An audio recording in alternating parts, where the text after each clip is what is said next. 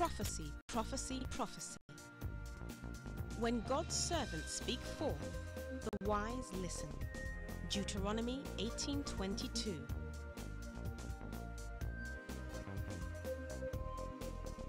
God is still saying something. On August 28, 2011, Prophet T.B. Joshua prophesied that a greater economic meltdown was coming than the world was already experiencing as a result of our response to those who make mistakes. These were his words. The world is upside down. We have not seen anything. You call it economy meltdown. The greater one is coming. Because the singular problem the world have today, our response to someone who make mistake seems to be greater mistake too.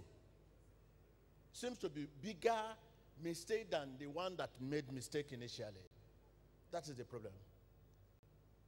The problem the whole world have today is response to someone who made what? Who made mistake.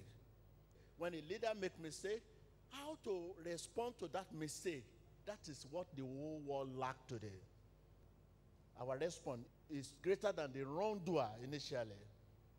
That is the problem in the world. It's true, there is mistake, but our approach to that mistake seems to be even bigger mistake. And it's now become a big problem that even when anytime anybody make mistake, everything that have been there right from beginning of that generation of the country will go for it. Those things that have been there before ever we are born, those things, ancient things that can never be done again and again, will go for it. So if you can handle this matter, how to respond to someone who make mistake, the world will be at peace. Our response to the wrongdoer, we are responsible to God, the judgment. That's it. Let us recall the prophetic message spoken by Prophet T.B. Joshua 3 years earlier on December the 28th, 2008, in which he forewarned the world of an impending long-term economic crisis that would force all to be humble and those with surplus to live modestly. These were his words. There will be economic crisis.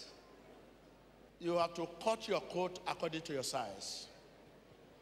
Those of you that have surplus, whatever you can do now to live moderate, the only way you can be saved if your treasure is in the hand of God.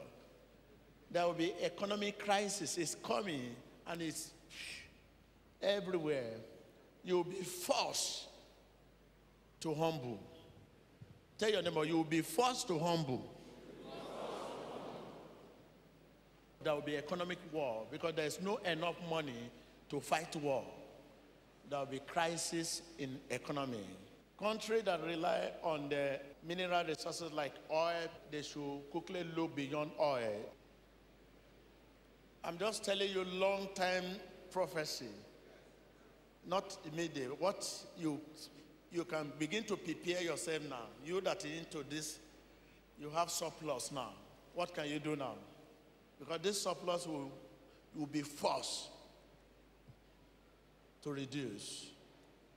Because if you have too much, your government will question you how you get it. There will be limit, very, very limit, that will not help your company, your industry. A limit of money you can move from one place to another. There will be law that will make you moderate, live modest. You'll be forced to live modest.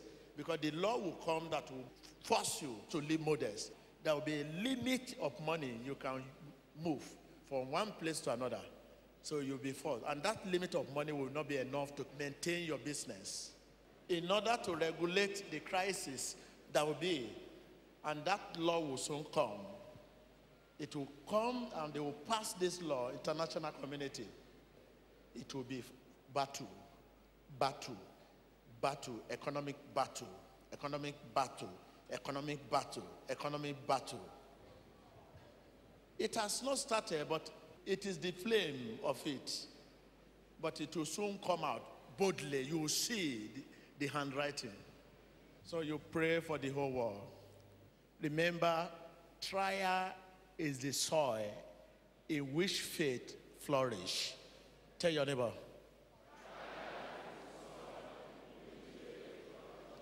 You are a faith man. I'm a faith man. There is no fear. As a faith man, there is no fear. Prayer is the soil in which man of faith flourish.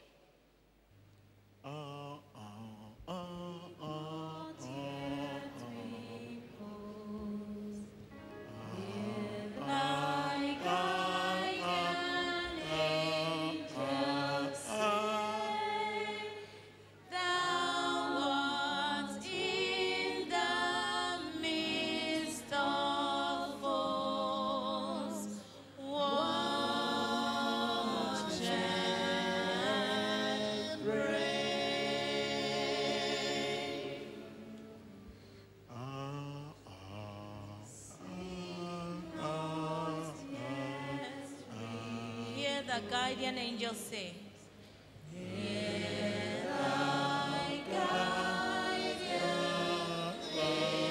angels say. You are in the midst of foes.